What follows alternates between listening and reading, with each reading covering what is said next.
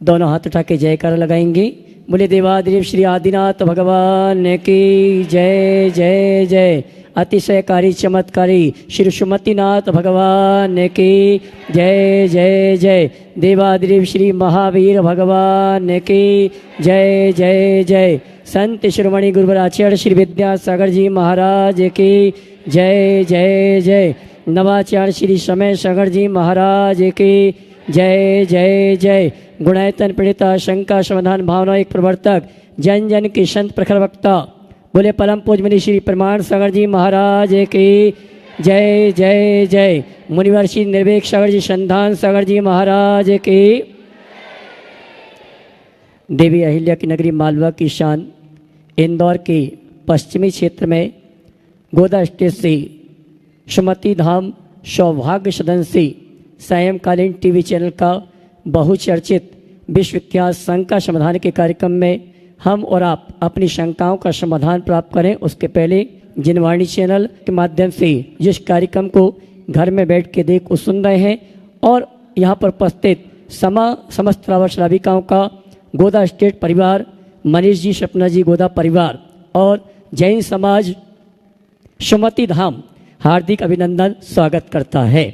चलते हैं प्रतिध्यान की बातें। परम पूज मुनिवर के श्री चरण में नमन करते हुए आशीर्वाद प्राप्त करेंगे और गोदा परिवार की उससे निवेदन करेंगे शंका समाधान के कार्यक्रम के लिए दोनों हाथ जोड़ लेंगे, मेरे साथ दोहराएंगे, बोलेंगे हे मुनिवर नमोस्तु नमोस्तु नमोस्तु। और आइए गुरुवर के आशीर्वाद से गोदा स्टेट के सुमति धाम सौभाग्य सदन से हम और आप सायंकालीन टीवी चैनल का बहुचर्चित विश्व का शंका समाधान का कार्यक्रम प्रारंभ करें। उसके पूर्व मैं सम्मान सहित आमंत्रित करूंगा जिन्हें आज परम पूज मुनिवर की नवदा भक्ति के साथ साथ शंका समाधान करवाने का सौभाग्य प्राप्त हुआ है। श्रीमान मनीष जी, सपना जी गोधा अपनी माता श्री के साथ आएंगे, सभी परिवार के सदस्य आएंगे। परम पूज मुनिवर के श्री चरण नमन करते हुए आशीर्वाद प्राप्त करेंगे और उनकी जो भावना थी कि सायंकालीन शंका समाधान का कार्यक्रम सुमति धाम में हो, उनकी भावना पूर्ण हुई और आगे भी बहुत उत्कृष्ट भावना के साथ ये परिवार संतों के प्रति समर्पित है। मैं चाहूँगा परम पूज मुनिवर के स्त्री चरण नमन करते हुए वंदना का सौभाग्य प्राप्त करें। आइए ताली बजा में इस परिवार के पुण्य की जिन्होंने अपने परिवार और पूरी समाज के साथ मिलकर ऐतिहासिक पंचकणक प्रतिष्ठा महामहोत्सव सानंद संपन्न किया था और आगामी आने वाले वर्ष में भी कुछ आयोजन ये परिवार पूरी समाज के साथ मिलने करने का संकल्प ले चुकी है। आइए हम और आप चलते हैं परम पूज मुनिवर संधान सागर जी महाराज से निवेदन करेंगे शंका समाधान के कार्यक्रम के संचालन के लिए दोनों हाथ उठा के जयकारा लगाएंगे। बोले परम पूज मुनि श्री प्रमाण सागर जी महाराज की नमोस्तु गुरुवर। गुरु चरणों में आज सुमति धाम की इस पावन धरा पर सुमतिनाथ भगवान के चरणों में, गुरुवर के चरणों में आज ये शंका समाधान प्रथम प्रश्न के लिए मैं आमंत्रित कर रहा हूँ सुमति धाम के ही हिमांशु काशलीवाल जी, वे अपना प्रश्न करें और उसके बाद में सुचिता डॉक्टर राहुल सेठी शिक्षक नगर तैयार रहे। गुरुदेव के चरणों में बारंबार नमोस्तु। समस्त शुल्लक संघ के चरणों में इच्छा में इच्छा में इच्छा में। हे गुरुदेव, प्रायः आजकल जब भी कोई संबंधी रिश्तेदार या मित्रगण घर पर मिलने आते हैं तो प्रायः जब छोटे बच्चे होते हैं तो उनके लिए वो चॉकलेट, बिस्किट इस प्रकार की अभक्ष वस्तुएं ही लेकर आते हैं। आज का कुछ प्रचलन ही ऐसा हो गया है और बच्चों को हम कितना भी सिखाएं कि ये सब अभक्ष हैं, ये नहीं खाएं, लेकिन जब वो लाते हैं तो अब अबोध बालक हैं तो वो लोग इस प्रकार की अभक्ष वस्तुओं का सेवन करते हैं। अगर हम उन्हें मना करते हैं तो कभी कभी कोई परिचित या रिश्तेदार नाराज़ भी हो जाते हैं। तो इस प्रकार की स्थिति में हम बच्चों को किस प्रकार से शिक्षा दें और समाज में या रिश्तेदारों को भी क्या कहें कि ये इस प्रकार की स्थिति ना हो? देखिए, अबोध बालकों या बोध हो, केवल कहने से काम नहीं होता, उनके हृदय में बात बिठानी चाहिए। मैं एक घटना कहना चाहूँगा। मैं जबलपुर में था, एक बच्चे के जेब में कैडबरीज या 5 स्टार था। मेरी नज़र पड़ी, 2.5 साल का बच्चा था। मैंने कहा तुम्हारे जेब में क्या? बोले चॉकलेट है। तो किसने दिया? बोले चाचा ने। हमें आपको पता है इसमें एग होता है? मेरी बात बोले एग होता है? हमने कहा इसमें एग होता है। बोला सीधे भागा। मैंने सोचा कि शायद मेरी बात का इससे बुरा लग गया, भाग गया वो। 2-2.5 मिनट बाद वो बच्चा वापस आया। महाराज जी आशीर्वाद दो। आशीर्वाद क्या बात है, तुम क्यों चले गए थे? बोले चॉकलेट फेंकने। बोले कहाँ फेंके? बोले नाली में। हमने कहा क्यों फेंक दिए, किसी और को दे देते। बोले महाराज जिसमें एग है उसको खाना और खिलाना सब में तो पाप है, क्यों दे? मेरी मम्मा ने कहा कि एग में जीव होता है, हम किसी को जान दे नहीं सकते तो हमको लेने का भी हक नहीं है।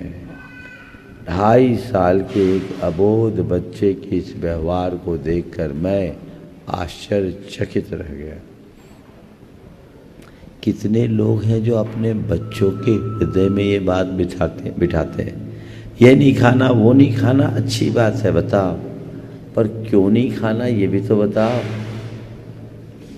जब तक आप वह बात नहीं बिठाते तब तक आपके बच्चे आपकी बातें आधी अधूरी ही मानेंगे। इसलिए आप चाहते हैं कि बच्चे पूरी तरह से बात माने, बच्चे के हृदय में संवेदना जगाइए। बिना संवेदना के जागृत हुए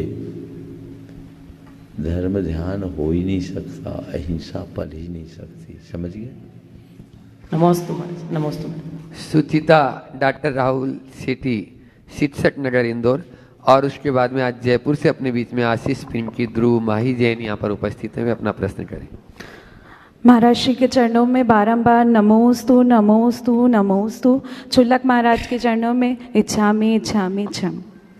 महाराज श्री मेरा प्रश्न है आज का, ना एक्स के पीछे भागो ना नेक्स्ट के पीछे भागो, खुद से लड़ो और खुद के बेस्ट के पीछे भागो। तो महाराज श्री आज की युवा पीढ़ी इन पंक्तियों को कैसे सार्थक करे? नेक्स्ट के पीछे भागो ना नेक्स्ट के पीछे भागो, खुद के लिए खुद के पीछे, बेस्ट के पीछे, खुद के बेस्ट के पीछे भागो। बहुत अच्छी बात है। आपने पूछा आज के बच्चों के लिए, उनके हृदय में ये बात हम कैसे बिठाएं। मैं इस संदर्भ में इतना ही कहूँगा कि बच्चों को हमेशा एक बात बताइए कि हमें किसी की नकल करने से असल लाभ नहीं मिलेगा। हम खुद के प्रयासों से ही आगे बढ़ेंगे। फोटो कापी ही कहलाती है, वो ओरिजिनल नहीं होती। तो पहली बात तो उनके मन में ये बताएं। दूसरी बात ये बताएं कि हर व्यक्ति को अपने पैरों की ताकत से ही चलना चाहिए। एक छोटा 5 साल का बच्चा अगर 25 साल के जवान व्यक्ति की तरह दौड़ना चाहेगा तो गिर जाएगा, या 60 साल का बूढ़ा 25 साल के जवान की तरह दौड़ेगा तो भी दिक्कत होगी। हर व्यक्ति को अपनी काबिलियत के अनुरूप आगे बढ़ना चाहिए। तो इससे जो दूसरों के पीछे भागने का अंधानुकरण और प्रतिस्पर्धा दोनों खत्म हो जाएंगे। हमारा जहाँ तक अतीत की बात है, अतीत के पीछे भागने से कुछ नहीं होता। अतीत से अनुभव पाने वाला व्यक्ति बहुत कुछ पा लेता है। तो हम अतीत के पीछे भागने की जगह अतीत से सीख ले और हर व्यक्ति के हृदय में यह बात बताएं, बिठाएं कि अतीत व्यतीत हो चुका है, वह एक भोगा हुआ यथार्थ है। हम उससे केवल अनुभव पा सकते हैं। अगर हम अनुभव लें तो बहुत कुछ पा सकते हैं। और उनके मन में ये बातें बैठाने के लिए हमें खुद के जीवन के अनुभवों को साझा करना चाहिए और बच्चों को अपने अतीत की गलतियों का पाठ पढ़ाते हुए, अतीत की गलतियां बताते हुए उन्हें कहना चाहिए कि देखो ये गलतियां हमसे भी हुई, लेकिन हमने उससे सीख ली, आगे बढ़ गए। और जहां हमने सीख नहीं ली, कैसे पीछे उठे, तो हम पीछे की बात से भी बच जाएंगे, आगे की भी बात से बच जाएंगे और हमारे अंदर आत्मविश्वास जागृत होगा जो हमारा रास्ता खुद प्रशस्त करेगा। नमोस्तु महाराज जी। जयपुर से गुणायतन ट्रस्टी आशीष पिंकी ध्रुव माही जैन अपना प्रश्न करें और उसके बाद में LNCT से शांतिनाथ दिगंबर जैन महिला मंडल तैयार रहे। नमोस्तु महाराज जी, नमोस्तु नमोस्तु। क्षुल्लक जी को इच्छामि। महाराज जी, मेरा प्रश्न ये है कि मेरे बच्चे बड़े हो गए हैं महाराज जी, छोटे से मैं आपके पास ला रही हूँ, तो महाराज जी अब मैं इनको क्या शिक्षा दूँ और कैसे इनको पालन करूँ? देखो, माता पिता को अपने बच्चों को लेकर के चिंतित होना स्वाभाविक है। एक डॉक्टर साहब ने कहा कि महाराज मैं जब पढ़ता था तो मेरे पिताजी सोचते थे कि मेरा बेटा कुछ बन जाए। आज मेरा बेटा हॉस्टल में, मैं सोचता हूँ कि बेटा कम से कम बिगड़े नहीं, बिगड़ने से बच जाए। समय बदला है, चिंता होना स्वाभाविक है, लेकिन मैं सभी माता पिताओं से कहता हूँ, आप बच्चों के प्रति जागरूक रहिए, चिंतित मत होइए। चिंता होने से क्या हो? आप जागरूकता के साथ बच्चों का ठीक ढंग से लालन पालन कीजिए, उन्हें सही तरीके से संस्कार दीजिए, उन्हें समझाइए। बच्चों में अगर सही समझ विकसित हो जाए तो दुनिया में कहीं भी क्यों न चले जाए, उनमें भटकाव नहीं आता। अच्छे संस्कार दीजिए, अच्छी संगति दीजिए। कई बार संगति संस्कारों पर हावी हो जाती है और अच्छे संस्कार संपन्न लोग भी कुछ संगति के शिकार बनकर पथभ्रष्ट हो जाते हैं। तो हमें संस्कारों के साथ संगति का भी ध्यान देना चाहिए और बच्चों पर थोड़ा भरोसा भी करना चाहिए। बच्चों को लेकर जो माँ बाप ज़्यादा चिंतित होते हैं, उससे भी बच्चे बहुत परेशान होते हैं। एक बच्चा ने तो एक दिन अपनी मम्मी के सामने ही मुझसे कहा कि आप हमेशा मेरे बारे में नेगेटिव ही बोलते हो, कभी कुछ पॉजिटिव तो बोला करो, है ना। हो सकता है तुम्हारे बच्चे भी उसमें शामिल हो, तो उससे बच्चों का एटीट्यूड, हाँ, माँ बाप के प्रति बिगड़ जाता है। माँ बाप से मैं कहता हूँ, बच्चों की 10 गलतियों पर एक बार टोको, एक गलती पर 10 बार टोकने की आदत से बचो।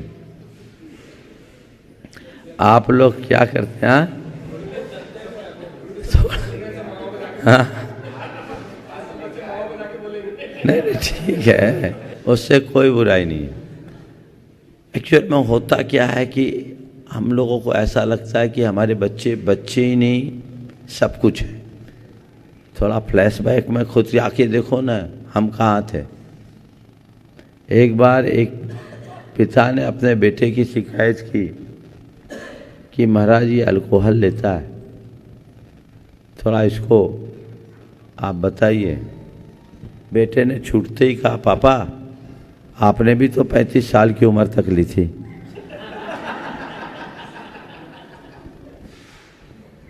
बोले मैं आपकी उम्र में आऊँगा छोड़ दूंगा।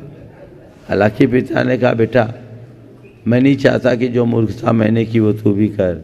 मुझे मेरे गुरु 35 साल की उम्र में मिले, मैं जाग गया, छोड़ दिया। तेरा सौभाग्य कि तुझे आज गुरु मिले हैं, तो आज से ही बस।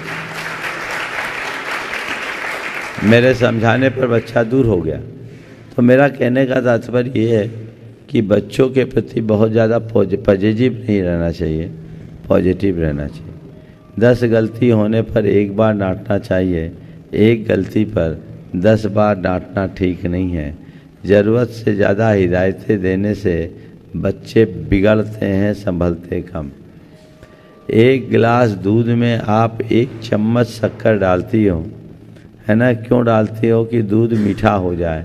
तो शक्कर डालने से दूध मीठा होता है, ये तो अनुभव सिद्ध बात है ना, है कि नहीं? बोलो।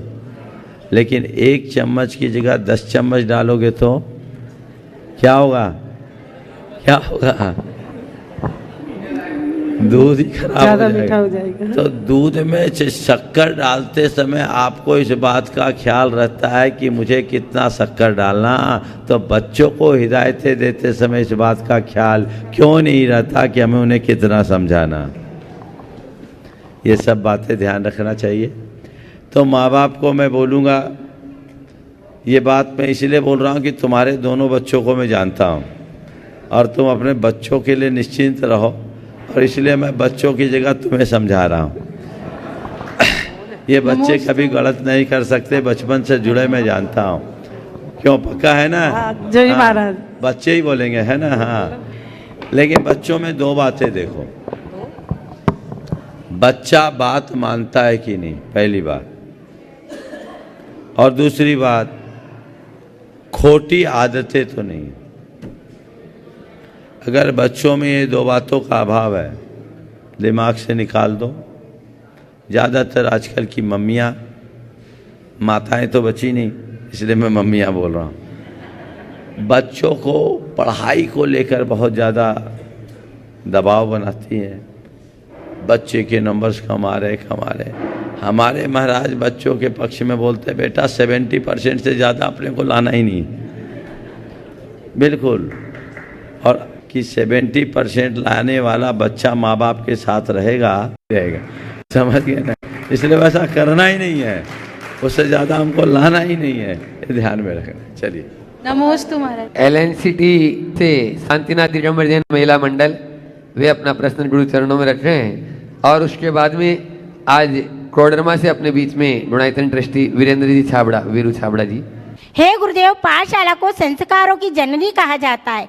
ये संस्कार की नींव मजबूती से जीवन भर बनी रहे, उनके साथ इस प्रकार बच्चों को किस प्रकार पढ़ाना चाहिए, हमें संदेश दीजिए। अनेक बार इस पर मार्गदर्शन दिया है, और आप लोग जो पाठशाला के बारे में जानना चाहते हैं, हमारे दोनों महाराज हैं, पाठशाला का पूरा ध्यान रखते हैं, इनसे संपर्क कर लीजिएगा। चलिए। नमोस्तु महाराज। वीरू छाबड़ा जी कोडरमा गुणायतन ट्रस्टी। और उसके बाद में तैयार रहेंगे एटलांटा से, अमेरिका से अपने बीच में आश्विन जैन यहाँ पर उपस्थित हैं, वे अपना प्रश्न करेंगे। महाराज श्री के चरणों में 3 बार नमस्कार। महाराज श्री, हमारे देश में छोटे बड़े त्यौहार, होली, दिवाली, दशहरा, बसंत पंचमी, और यहाँ तक कि गृह प्रवेश, एनिवर्सरी, शादी की मुहूर्त, सब पंचांग देख के मनाते हैं, पंचांग देख करके निकालते हैं, यहाँ तक कि गृह प्रवेश का भी मुहूर्त। लेकिन जब एनिवर्सरी, बर्थडे, गृह प्रवेश, ये सारे इंग्लिश तिथि हो जाते हैं, तो क्या हमारे ये गुलामी का परिचायक है अभी तक? बहुत सुंदर सवाल किया। करते तो सब पंचांग देख कर है, पर ये सारा कार्यक्रम आप अंग्रेजी कैलेंडर से करते हैं। आज ये विषय भी देश में ही नहीं, दुनिया के कई देशों में एक बहस का मुद्दा बन रहा है। तारीखों से पंचांग का औचित्य कम होता। पंचांग को तो पंचांग के अनुसार देखना चाहिए, और हमारा जो पंचांग है वो तिथियों, नक्षत्रों, ग्रहों आदि के माध्यम से बना है। तो हमें बहुत अच्छा हो कि हम चैत, वैशाख आदि माहों के आधार पर करें और उन्हीं अनुसार कराएं। इसी संदेश के लिए तो आज भी हम तीर्थंकरों के कल्याणकों को मूल तिथियों से मनाते हैं। गुरुओं के दीक्षा दिवस, उनके आचार्य पदारोहण दिवस और अन्य तिथियों को भी मूल तिथि से ही मनाते हैं। इसीलिए इस वर्ष परम पूज्य गुरुदेव का जो पहला समाधि दिवस आ रहा है वो भी आगामी 6 फरवरी को, जो बहुत बृहद स्वरूप में सारे देश में मनाया जाएगा। और चंद्रगिरी में भी चंद्रगिरी में भी आगम सागर जी, समता सागर जी महाराज वहाँ पहुँच रहे हैं और कई मुनि संघ पहुँच रहे, आर्यिका संघ पहुँच रहे हैं। बहुत बृहद पैमाने पर उस कार्यक्रम को हो रहा। कुछ दिन बाद मैं उसकी चर्चा करूँगा। 18 फरवरी को आचार्य श्री का तारीख के हिसाब से अवसान है, तो हमें तिथि को महत्व देना चाहिए। आज की स्थिति तो ये है कि हमारे बच्चे तो चैत वैशाख जेठ आषाढ़ सब भूल ही गए, कृष्ण पक्ष शुक्ल पक्ष भूल गए। थोड़े धार्मिक हो तो अष्टमी चतुर्दशी याद रहती, बाकी वे भी सब भूलते जा रहे हैं। हजारों माने सैकड़ों सालों से जो बातें हमें परोसी गई हम उसी अनुरूप चल रहे हैं। और जब से अंग्रेजी माध्यम हो गया, शिक्षा का आधार बन गया, तब से तो ये सारी चीज़ें ही ख़त्म हो गई। अब तो लोग गिनती ही बंद हो। मुझे याद है हम हिंदी माध्यम में पढ़ते थे, तो हमारे यहाँ जब हम पढ़ते थे तो हमारे जो शिक्षक होते थे वो हिंदी मासों को लिखते थे, चैत वैशाख आदि लिखते थे। जो ब्लैक बोर्ड में डेट लिखा जाता है उसमें उसको लिखते थे, तिथि वार पक्ष मास सब उसमें लिखा जाता था, तो हम लोग जानते थे। आज के किसी बच्चे को तो जाने दीजिए, बड़ों को भी पूछ ले तो अभी नहीं बता पाएंगे कि अभी कौन सा मास चल रहा है ना? हाँ, पूछ ले तो इधर उधर देखना पड़ेगा। तो ये चूँकि एक प्रक्रिया ही पूरी बदल गई और सोच हमने पूरी तरह से अंग्रेजी पर निर्भर बना दी, इसलिए परिणाम है। हमें अपनी मूल सांस्कृतिक परंपरा को बचाए रखने के लिए इन बातों का गंभीरता से ध्यान रखने की जरूरत है। नमोस्तु महाराज। एटलांटा अमेरिका से आश्विन जैन अपना प्रश्न कर रहे हैं और उसके बाद में प्रदीप जी बड़जात्या पुलट चेतना मंच परिवार से अपना प्रश्न करें। नमोस्तु गुरुवर, नमोस्तु गुरुवर, नमोस्तु गुरुवर, इच्छामि गुरुवर, इच्छामि गुरुवर। गुरुवर, हम अटलांटा मंदिर में नल के जल से भगवान का अभिषेक गर्म करके प्रासुक करके करते हैं, ठंडा करके उसे, पर वो प्रमाद ही है। और एक और चीज़ है कि वहाँ पे कुएं और बोरिंग की व्यवस्था करना, अभी हमें वो रास्ता नहीं मिला, तो हम अभी ये यूज़ कर रहे हैं। एक और चीज़ है कि रेन वाटर यूज़ कर सकते हैं, पर उसकी विधि सही क्या है वो हमें पता नहीं है।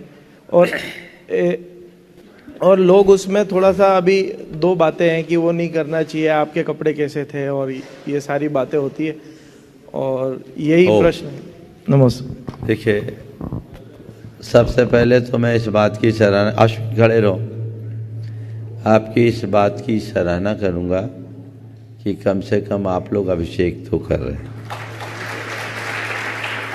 थोड़ा प्रमाद है, ये प्रमाद दूर होना चाहिए। जहाँ तक कुएं या अन्य जलाशय के जल की बात है, ठीक है, वहाँ स्वाभाविक रूप से उपलब्ध नहीं होगा, लेकिन बहुत अच्छा सॉल्यूशन है वर्षा के जल का।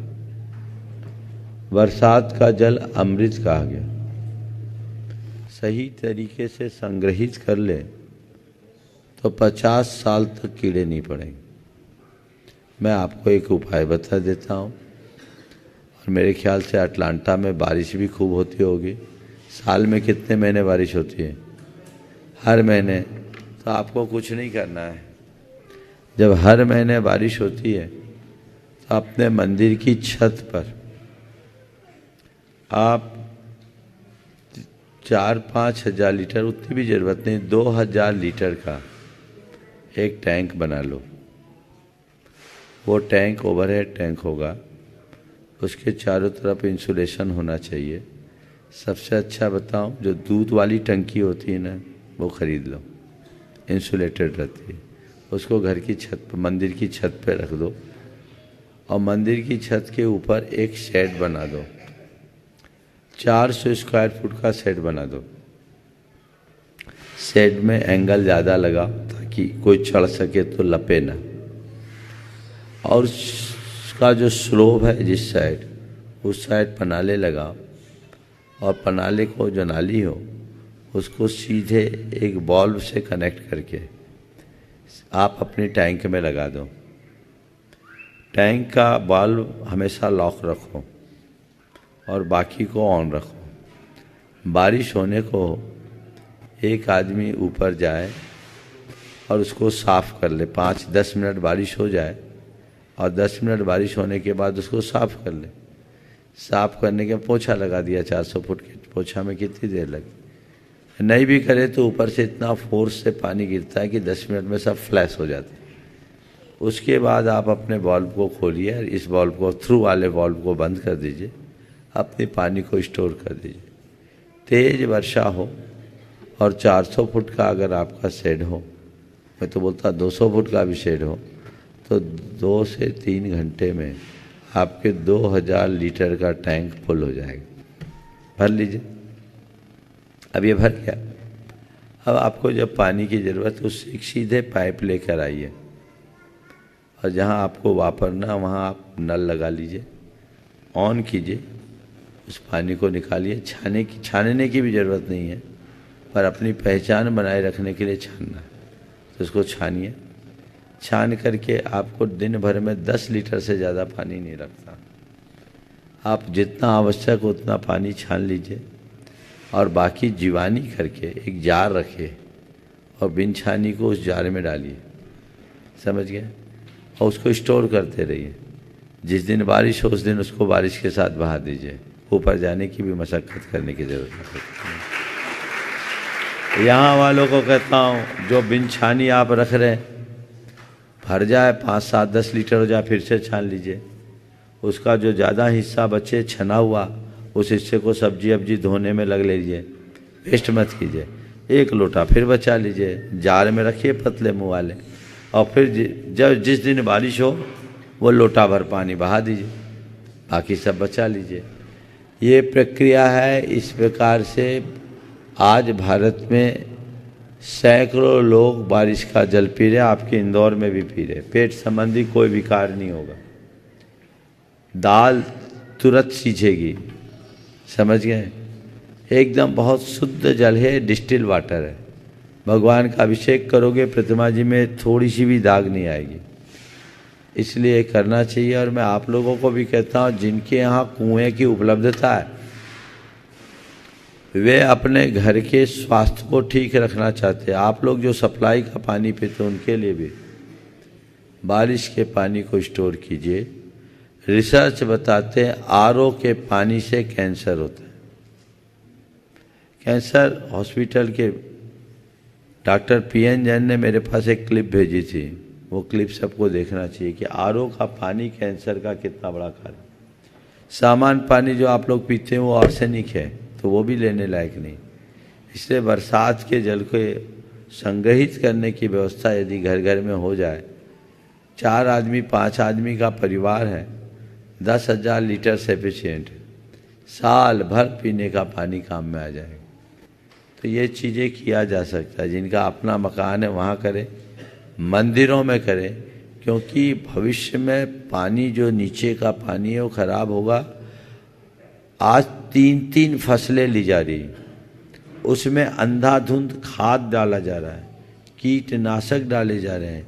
अब धान की फसल भी 2-2, 3-3 ले रहे, जो खेत भरी रहती है उसका पूरा जहर जमीन के अंदर जा रहा है, पूरा भूजल आर्सेनिक बन रहा है। ये कैंसर का कारण हो रहा है। इसलिए आज ये मुद्दा आपने उठाया है। मैं सभी समर्थ लोगों को बोलता हूँ, अपना घर बनाओ तो इसको जोड़ो। अशोक जी पाटनी ने तो अपने हर घर में व्यवस्था बनाई। किशनगढ़ में तो उनने 1 लाख लीटर कैपेसिटी का, सारा घर का खाना ही इससे बनता। कहीं बाहर जाओ तो ले जाओ, इसको अपना लोगे तो प्रतिमा लेने में सोचना नहीं पड़ेगा। 4 दिन को जाओ, अपना पानी लेके जाओ, कोई दिक्कत नहीं, ये सबसे अच्छा मार्ग है, इसका अनुकरण सबको करना चाहिए।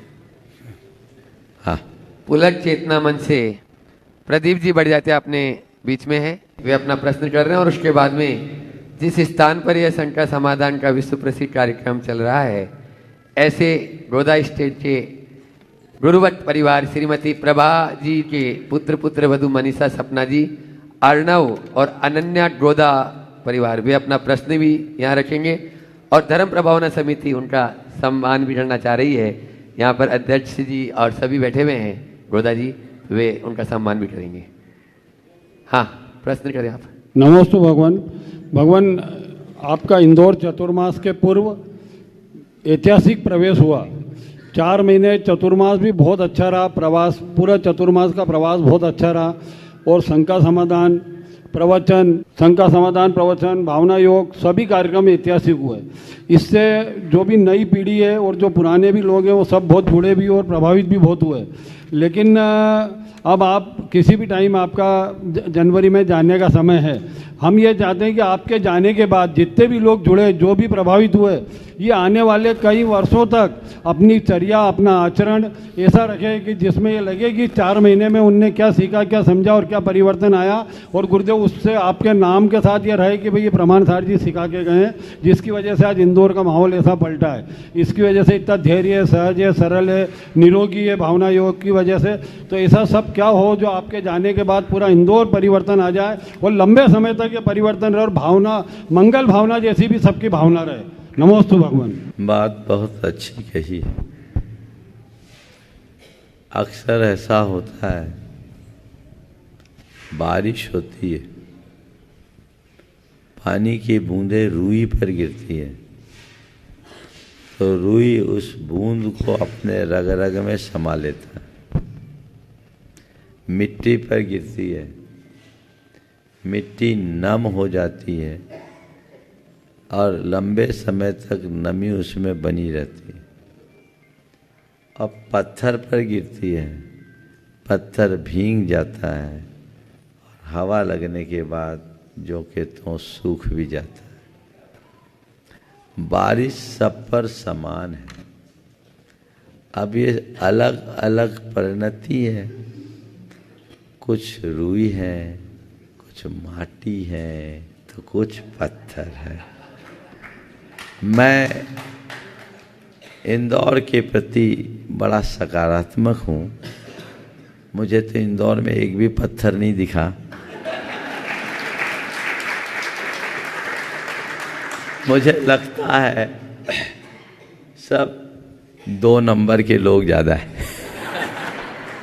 सुधार लेता हूँ, 2 नंबर सुनने में आप लोगों को बुरा लगता है, द्वितीय क्रम के हैं। अब ठीक है, दूसरे नंबर के हैं। और कुछ लोग ही हैं जो रुई की भांति होते हैं। दोनों अच्छे हैं।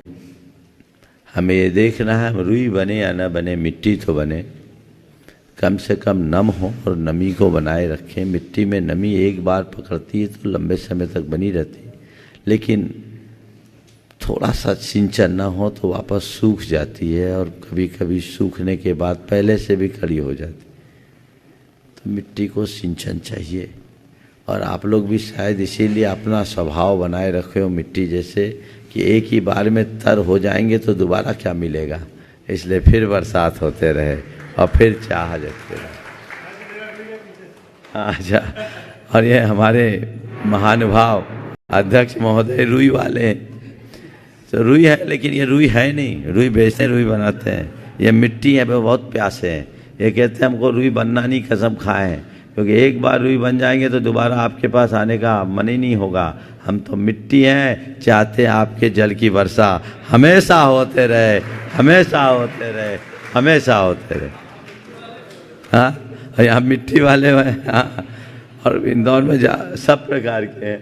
तो ये चीज़ें हैं, सबकी बनी रहती है। आपने बहुत अच्छी बात कही।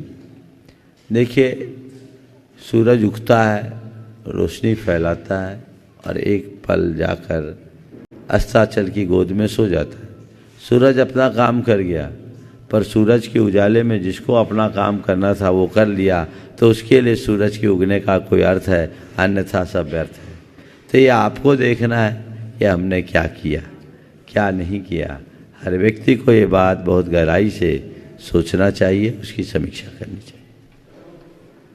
सपना मनीष जी डोदा की सुपुत्री अनन्या डोदा वे अपना प्रश्न कर रही हैं। पूरा परिवार और पूरा परिवार प्रभा जी के पुत्र वधू मनीषा सपना जी डोदा और उनके समस्त परिवारजन यहाँ पर आ जाएं। धर्म प्रभावना समिति के अध्यक्ष से अशोक जी दोषी और साथ में ही आनंद जी नवीन जी डोदा वे भी आ जाएं। विजय जी पाटोदी मुख्य यजमान वे भी आ जाएं।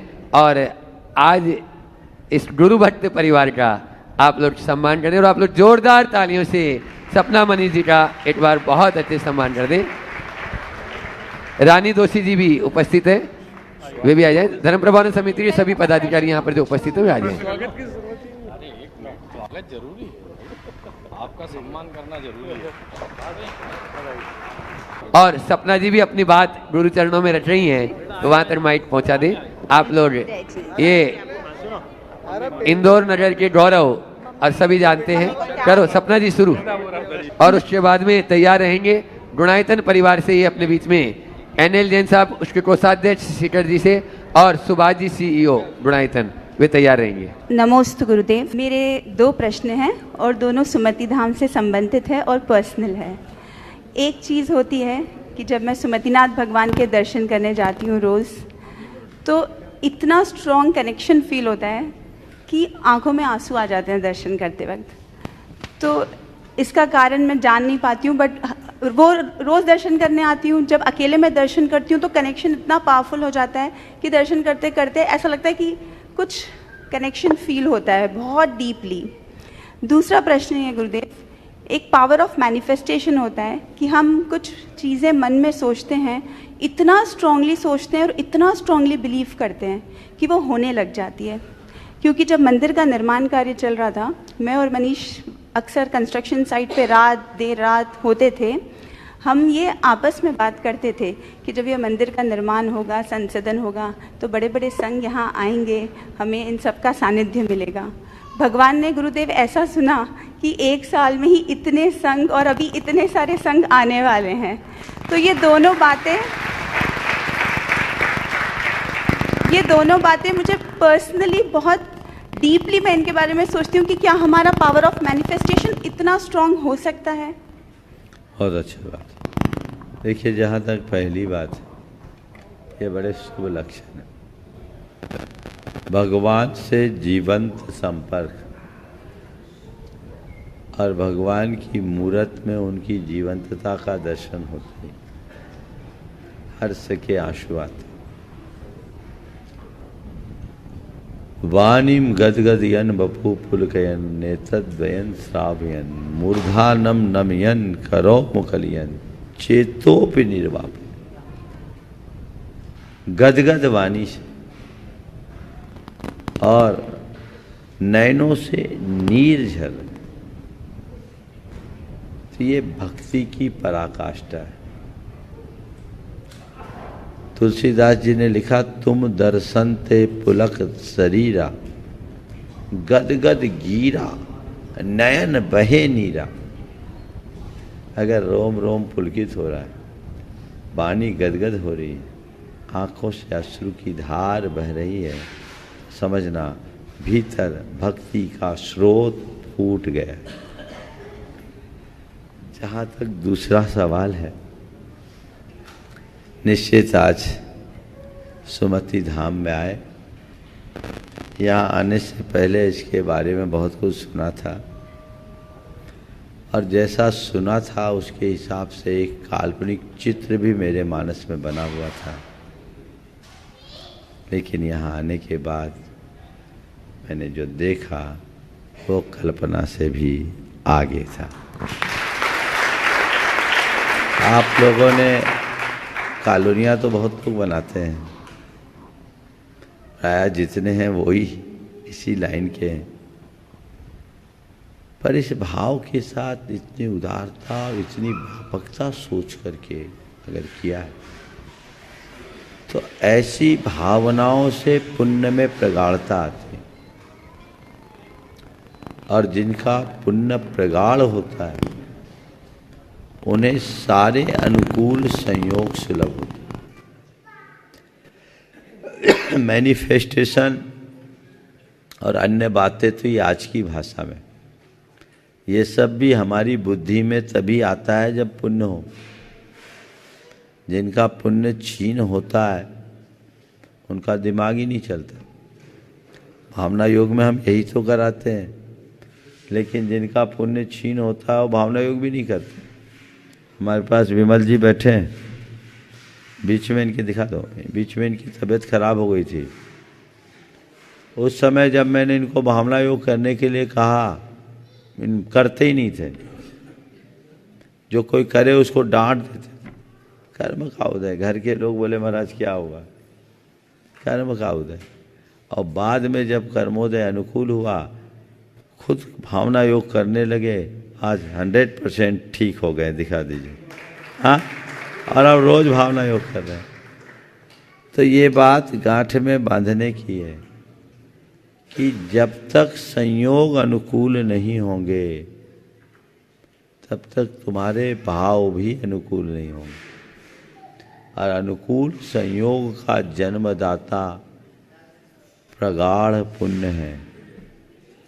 इसलिए प्रत्येक व्यक्ति को अपने जीवन में ऐसे प्रगाढ़ पुण्य के उपार्जन की बात सोचते रहनी चाहिए, जिससे जीवन का पथ प्रशस्त। एक क्वेश्चन गुरुदेव मेरा भी है। नमोस्तु गुरु। गुणायतन का नाम गुणायतन क्यों रखा है गुरुदेव? बहुत सुंदर। देखिए, गुणायतन क्या है, अब बोलूँगा तो बहुत लोगों के साथ समय हो जाएगा। कई बार मैं गुणायतन के बारे में बोल चुका, ज़्यादा विस्तार में तो नहीं बोलूँगा, संक्षेप में बोलता हूँ। सम्मेद शिखर जी में जब मैं गया तो वहाँ मुझे एक बड़ी बात का अभाव खटका कि इतना बड़ा तीर्थ क्षेत्र है, लोग आते हैं, दर्शन बंदन करके चले जाते हैं, लेकिन जैन धर्म का एक अक्षर भी नहीं जानते। मेरे पास कुछ चार्टर्ड अकाउंटेंट बैठे थे। मैंने उनसे पूछा तुम लोग कहाँ है? बोले निर्वाण क्षेत्र में। मैंने पूछा निर्वाण का अर्थ क्या है? एक ने भी उत्तर नहीं दिया, 7 बैठे थे। तो मुझे लगा कि यहाँ कुछ ऐसा काम होना चाहिए जहाँ लाखों लोग साल में आते हैं, उनको जैन धर्म की आधारभूत बात तो आए समझ में। तो फिर मैंने सोचना शुरू किया क्या करें। तो मुझे लगा कि हम जैन वाङ्मय में 14 गुणस्थान आते हैं और सारा तत्वज्ञान इन गुणस्थानों के आधार पर विवेचित। चूँकि मेरी सोच सदैव इनोवेटिव रही है, तो मुझे लगा क्यों न इन गुणस्थानों के आधार पर कुछ ऐसी प्रस्तुति हो जिसके माध्यम से लोग संपूर्ण जैन वाङ्मय को जान सके। मेरे मन में बात थी कि कुछ ऐसा हो जिससे पोथियों की बात को लोग पलों में जान सके। तो फिर उसके लिए कहा कि काम हो।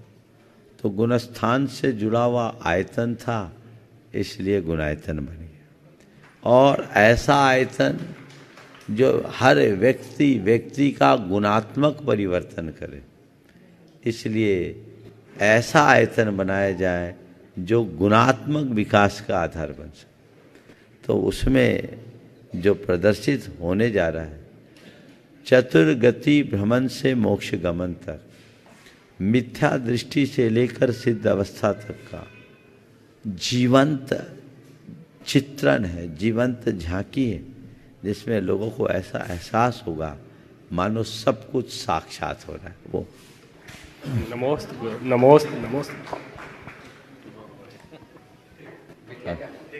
हाँ, अगला सुभाष जी पहले। हाँ, गुणायतन परिवार से अपने बीच में गुणायतन के सीईओ यहाँ पर सुभाष जी उपस्थित हैं। खड़े हो जाए। और एनएल जैन साहब भी कोषाध्यक्ष साथ में रहेंगे। साथ में अरविंद जी राजा जबलपुर से अपने बीच में, वे भी मंच पर विराजमान मुराजा के चरणों में शत नमन। शुल्लक महाराज के चरणों में सादर इच्छामि। गुरुदेव, व्रती श्रावक क्या ये खेती का क्रम और निर्माण कार्य में अपना सहयोग दे सकता है? क्योंकि 7 प्रतिमा तक खेती कर सकते, क्या 7%? 8वीं प्रतिमा से खेती बाड़ी छूटती, तो वो तो अगर कोई किसान है व्रती बनना चाहे बन सकता, बन सकते, कोई दिक्कत। नमोस्तु। हाँ एनएल जैन साहब। हाँ, मंचासीन सभी गुरुओं को सादर नमन वंदन। महाराज श्री, मेरी जिज्ञासा एक गुरु जी के संबंधित है। एक व्यक्ति जब बढ़ता है तो उसके पिताजी या अध्यापन करने वाले वो गुरु होते हैं उनके, और व्यक्ति गुरु के पास क्यों जाता है? क्योंकि वो भ्रांत होता है। तो मेरी जिज्ञासा ये है महाराज से कि एक व्यक्ति को आध्यात्मिक गुरु ही क्यों चाहिए? आध्यात्मिक विकास के लिए आध्यात्मिक गुरु चाहिए। अगर अपना आध्यात्मिक विकास करना है तो जिसको अध्यात्म का ज्ञान ही नहीं, उनके पास क्या होगा? तो जैसा चाहिए वैसा गुरु खोजिए। नमस्ते महाराज श्री। हाँ, आगे हो गया। अगला प्रश्न जो है गांधीनगर, यहीं गांधीधाम से इंदिरा जी गंगवाल, वे अपना प्रश्न करें, और एलएनसीटी से प्रियंका जी जैन तैयार रहे। हो गया, थोड़ा फास्ट कर लें। त्रैमुनि राजों के चरणों में बारंबार नमोस्तु नमोस्तु नमोस्तु। शुल्लक जी महाराज के चरणों में इच्छामी इच्छामी इच्छामी। प्रश्न बोले। गुरुदेव, मेरी शंका ये है कि हमारा मन अलग है, आत्मा अलग है, शरीर अलग है, तो फिर मन क्या है और हमसे अच्छे बुरे कर्म कौन करवाता है? मन करवाता है या शरीर करवाता है? और इन कर्मों का अच्छे बुरे का डिसाइड कौन करता है कि ये अच्छे कर्म है या बुरे कर्म है? मन अलग है, शरीर अलग है, आत्मा अलग है, बिल्कुल सही है। शरीर ये समझ लो मकान है, इसमें रहने वाला प्राणी आत्मा है, और इसमें बने हुए जो खिड़की दरवाजे हैं ना, समझ गए, वो हमारी इंद्रियां हैं, और इनसे झांक कर देखने वाला मन है। समझ में आ गया? शरीर मकान है, खिड़की दरवाजे इंद्रियां हैं, हाँ। रहने वाला प्राणी आत्मा है, हाँ। और इससे झांक कर बाहर देखने वाला मन है। हाँ। आत्मा मन के माध्यम से बाहर झांकता है, ताकता है और देखता रहता है। समझिए? चलिए। नमस्ते। प्रियंका जी जैन एलएनसीटी, और उसके बाद में कृति अरविंद जी राजा इंदौर, तैयार रहे। नमोस्तु गुरुदेव। गुरुदेव, मेरा प्रश्न 16 श्रृंगार पे है। जैन धर्म के सारे व्रत त्योहार त्याग, तपस्या और संयम का उपदेश देते हैं। पर्युषण पर्व में भी लोग एक साड़ी पहनते हैं, ये नहीं लगाना वो नहीं लगाना। तो जैनागम में क्या 16 श्रृंगार का निषेध है? और निषेध नहीं है तो फिर हम कब तैयार हों?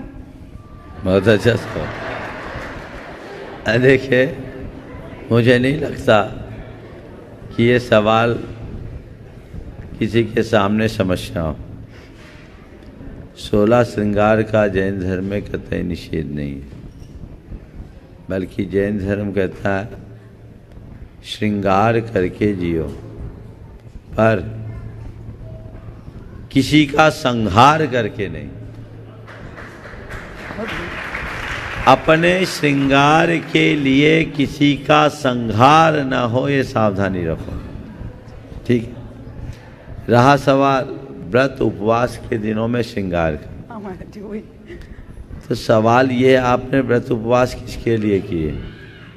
जैसे पर्युषण पर्व है महाराज जी, उसमें तो खूब मन करता है लेकिन नहीं हो पाते। सुनो तो बोल रहा हूँ, आपने उपवास किए किसके लिए? अपनी आत्मा के लिए। आत्मा को सुंदर बनाने के लिए कि खुद को सुंदर दिखाने के लिए? आत्मा को सुंदर बनाने। तो आत्मा को सुंदर बनाने के लिए सजने की जरूरत है या अंदर से सुधरने की जरूरत है? सुधरने की। तो फिर भाई, अगर आत्मा को पवित्र बनाना है, आत्मा को सुधारना है, तो अपने आप को संवारने की जगह सुधारने का काम करो। इसलिए मंदिर में आओ तो सच संवर के ना आओ, बीत राग परमात्मा के चरणों में बीत राग भावों से आओ। और जहाँ तक श्रृंगार करना है तो पूरा बाजार खुला, वहाँ जाओ। मंदिर में श्रृंगार करके जाने की क्या आवश्यकता, समझ गए। एक किसी ने बड़ा करारा व्यंग किया, सुना दूं। देवियाँ मंदिर में पहुंची, देवियाँ मंदिर में पहुंची बाल बिखराए हुए। देवियाँ मंदिर में पहुंची बाल बिखराए हुए। देवता मंदिर से निकले और पुजारी बन गए हैं। ऐसी गड़बड़ी नहीं होनी चाहिए। देखो, प्रसंग में एक बात बोलता हूं, कभी भी श्रृंगार करो भारतीय अनुसार। भारतीय परंपरा के अनुसार यदि कोई स्त्री 16 श्रृंगार भी करे ना, तो उसमें देवी माया भगनी का रूप दिखता है। अब पश्चिमी परिधान में उभर करके आती है तो वह एक केवल स्त्री के रूप में दिखाई पड़ती है। मैं आप सबसे कहता हूँ, आप भोग्या स्त्री नहीं, आप माँ हो, देवी स्वरूपा हो, भगनी स्वरूपा हो, नारायण की जननी बनने का सौभाग्य है। अपने उस सौंदर्य को अंगीकार। आजकल सिर से पल्ला तो गया, बाल की चोटी भी चले गई। आप कैसे रहना चाहते हैं आप रहो, पर अगर मेरी बात अच्छी लगे तो कल से सुधार कर लेना। कभी खुले बालों से बाहर मत निकलना। स्त्रियों को खुला बाल कभी नहीं रखना चाहिए। स्त्री बाल खुले तभी रखती है जब उसका कोई वज्र संकल्प होता है। द्रौपदी ने बाल खोले थे, जब तक मैं अपने पुत्र की हत्या का बदला नहीं लूंगी तब तक बाल नहीं बांधूंगी। बाल खुलते ही स्त्री विकराल हो जाती है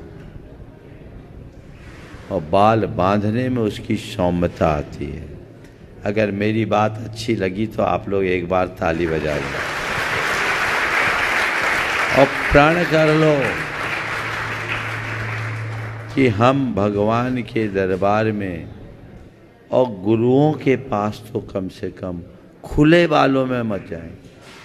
हम खुला सिर स्वीकार लेंगे, खुले बाल तो मत रखो। ये बात गंभीरता से विचारना चाहिए। आज इस अंधानुकरण ने हमारी पूरी परंपरा को छिन्न भिन्न कर दिया। आज युवा वर्ग की जितनी भी युवतियां और महिलाएं हैं, प्रायः वो खुले बाल ही दिखती हैं। चोटियां तो अब गोल ही हो गई। इस पर विचार करना चाहिए। परामर्श देना मेरा काम है, मानना नहीं मानना आपका काम। आपकी अपनी लाइफ स्टाइल है, आप उसे देखिए कैसे करें। आज सुमति धाम में आने का योग बना, भावनाएं थी। नंबर तो केवल सुबह का था, लेकिन ये भी आपका पुण्य था कि शंका समाधान हो गया।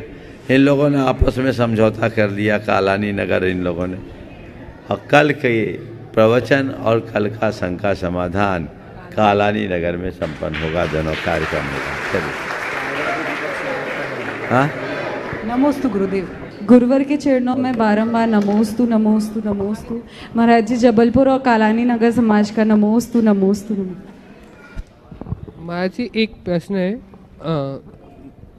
नॉर्मली अभिषेक में हम मतलब बचपन से जब से मैं करता आ रहा हूँ तो सम्यक दर्शनाय नमः, सम्यक ज्ञानाय नमः, सम्यक साहित्याय नमः ही सुना है मैंने। लेकिन आजकल मैं कई लोगों को देख रहा हूँ वो इसमें एक और चीज जोड़ देते हैं, सम्यक तपो तपाय नमः। तो इसका क्या मतलब है, वो क्या रत्नत्रय में 3 होते हैं, तप जोड़ने में चतु आराधना हो जाती है, तो एक कदम आगे बढ़ जाते हैं। सम्यक दर्शनाय नमः, ज्ञानाय नमः, चारिताय नमः कह सकते। समय हो गया। बात तो अभी गोधा जी, नवीन गोधा और अशोक जी दोषी का भी था, लेकिन ओवर समाप्त हो गए। हेलो, आज यहीं पर विराम। बोलिए परम पूज आचार्य गुरुवर श्री विद्यासागर जी महाराज। बोले परम पूज्य श्री प्रमाण सागर जी महाराज की